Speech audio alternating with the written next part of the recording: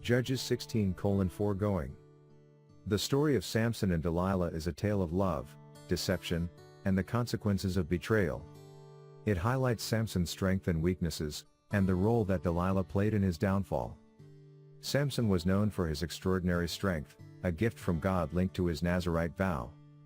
His life was a series of battles against the Philistines, who oppressed the Israelites. Despite his dedication to God, Samson had a weakness for Philistine women, which led him to Delilah. One day, Samson visited the valley of Sork and met Delilah, a beautiful Philistine woman. Enchanted by her beauty and charm, Samson fell deeply in love with her. Delilah, recognizing Samson's affection, saw an opportunity to secure her future and the favor of her people. The Philistine rulers approached Delilah with a lucrative offer. They promised her a large sum of silver if she could discover the secret of Samson's strength and find a way to overpower him. One of the rulers said, "Delilah, you have a way with him, find out what makes him so strong, and you will be richly rewarded." Delilah, tempted by the wealth and status this offer could bring her, so she agreed to help them.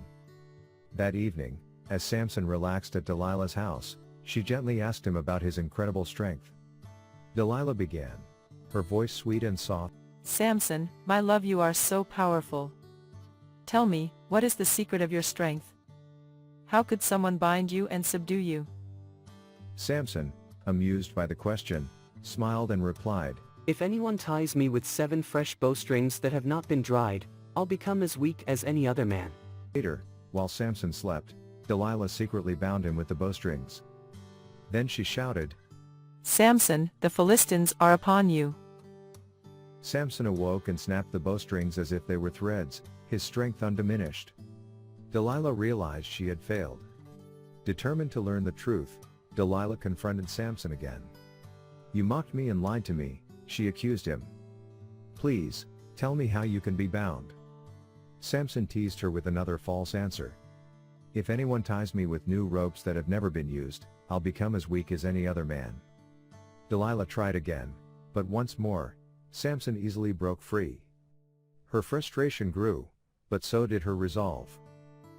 Delilah was persistent, nagging Samson daily with her pleas. Eventually, Samson told her another false secret: "If you weave the 7 locks of my hair into a loom and tighten it with a pen, I will become weak." Delilah did exactly that as he slept, but when she called out, "Samson, the Philistines are upon you," he awoke and pulled away the loom with ease. Delilah, relentless in her quest, continued to press Samson. Her persistence wore him down. Day after day, she pleaded and questioned until he was exhausted by her nagging. "How can you say you love me when you won't confide in me?" She wept, tears in her eyes.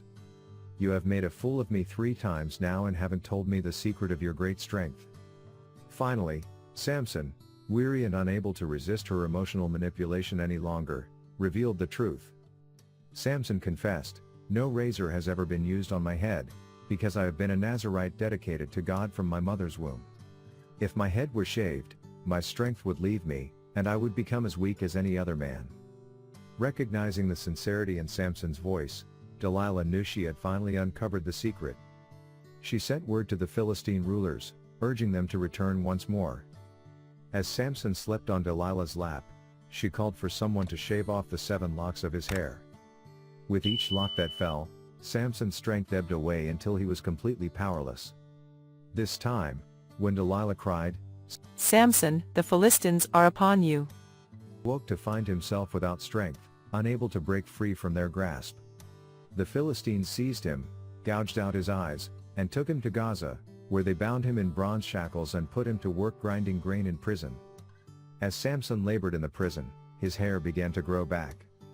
During a grand celebration, the Philistine rulers gathered in the temple of Dagon to offer sacrifices and celebrate their victory over Samson.